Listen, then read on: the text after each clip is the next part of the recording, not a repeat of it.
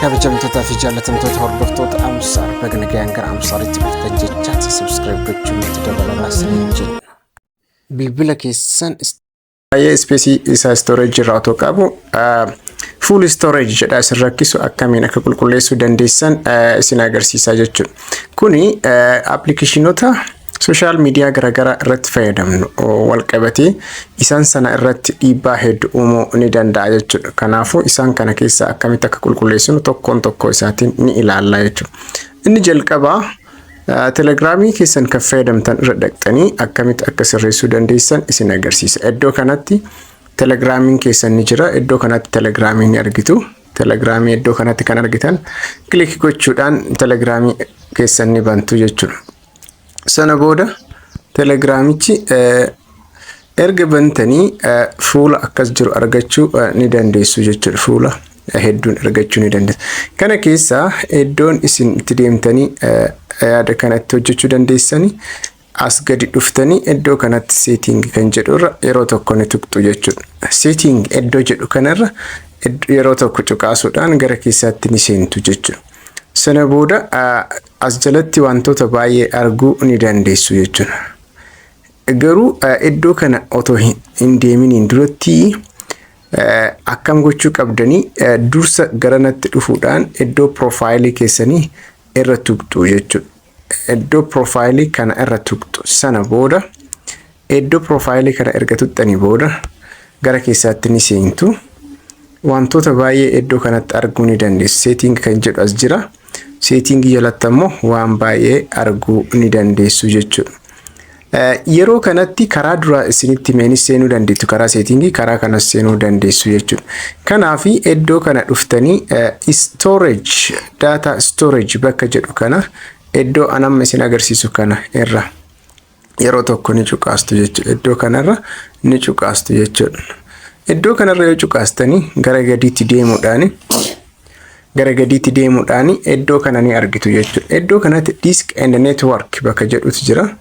Disk and network bakka jedhu iddoo kanatti ni argitu. Isa jalatti storage usage data usage ka jedhutu jira. Isa gaditti garuu kan isin ilaaluu qabdani iddoo kanatti automatic media download ka jedhu iddoo kanatti ni argitu jechuudha. Isaan kana jalatti when using mobile data kan jedhu kana disable gochuu qabdan. Kunis when connected to Wi-Fi kan jedhu illee disable ta'uu qaba. When roaming kan jedhu kunillee disable ta'uu qaba jechuudha.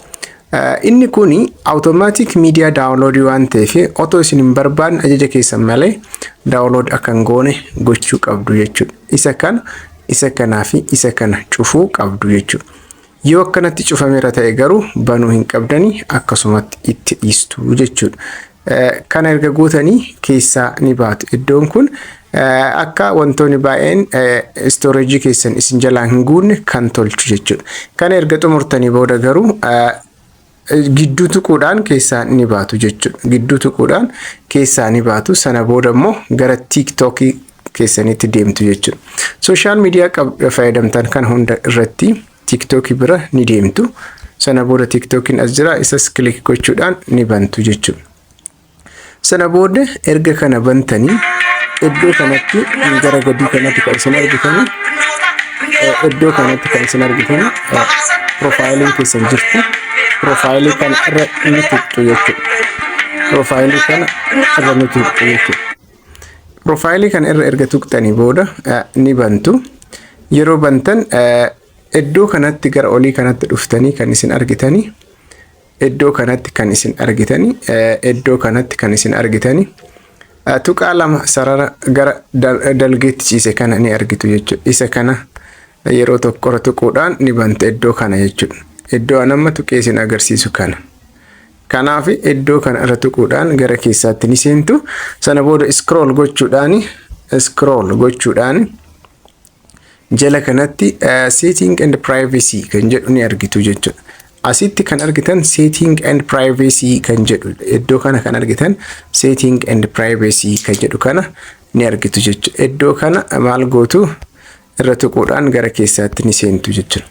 Irra tuquudhaan gara keessaatti erga seentanii gara gadiitti scroll gochuudhaan iddoo kanatti download kan jedhu ni barbaadu san ta'uu baate immoo free space kan jedhu iddoo kana ni ilaaltu jechuudha. Iddoo kana bira otoo hin geenne data save kan jedhu kana on ta'uu isaa bantanii ilaaltu. Sana booda duubatti deebi'uudhaan free space kan jedhu kana irra tuquudhaan wantoota lama gidduu kana keessaa ni haqxu jechuudha. Iddoo kanatti kan isin argitan draftii fi coach kan jedhutu jira.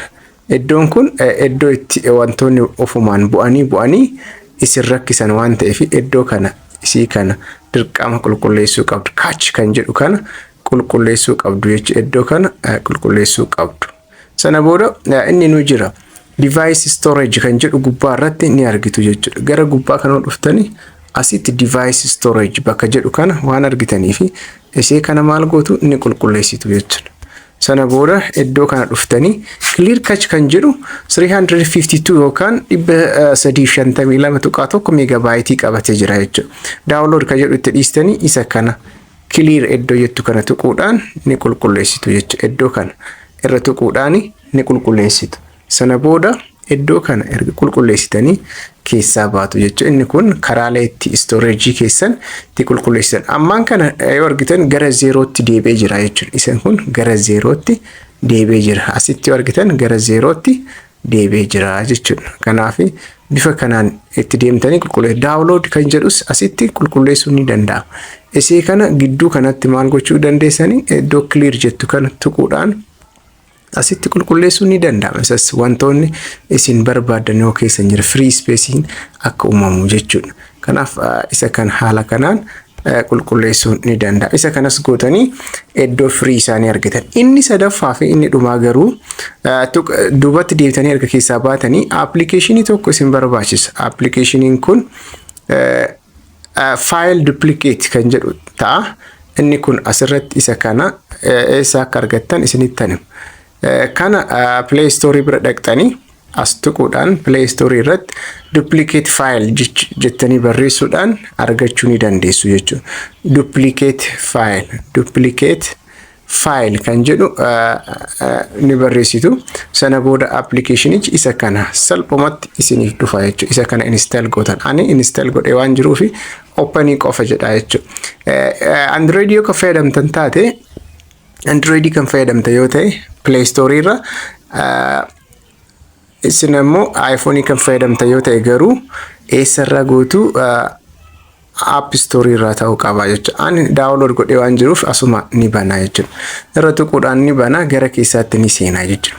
Sana booddee duplicate file kan jedhu kana iddoo kana allow godhaatuma deema. Sana booda isaan kana keessaa iddoo scan ta'uu qabu scan ni godhaa jechuudha. Fakkeenya iddoo kana asirra tik godhee scan gochuu ni danda'a. Scan gochuu ni danda'a jechuudha. Fakkeenyaa fi iddoo kana argitan as bira jira. Iddoon kunniin hundi scan ta'uu qaba. Kam keessa scan gootu document scan kan jedhu jira, full scan kan jedhu jira. Full scanner anamma full scanning kan fayyadamaa jechuudha. Kanaaf full scan iddoo jettu kana yeroo kanatti beeksifamni garaagaraa isinirra dhufuu danda'a waan ta'eef obsaan eeggachuu qabdu jechuudha.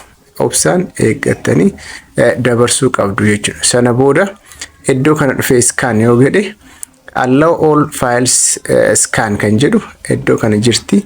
Ishee kana as irra tuquudhaan gara keessatti ni deema jechuudha. Scan godhee xumur. Kanaafuu iddoo kana allow gochuu qabdanii appilikeeshinichi file manageridhaan akka hin taane sana booda iddoo kana yoon tuqe scan godhee hunda isaa naaf hin kaa'a jechuudha. Iddoo kanatti yoo argitan ta'e iddoo kanatti sirriitti scan gochaa jira jechuudha.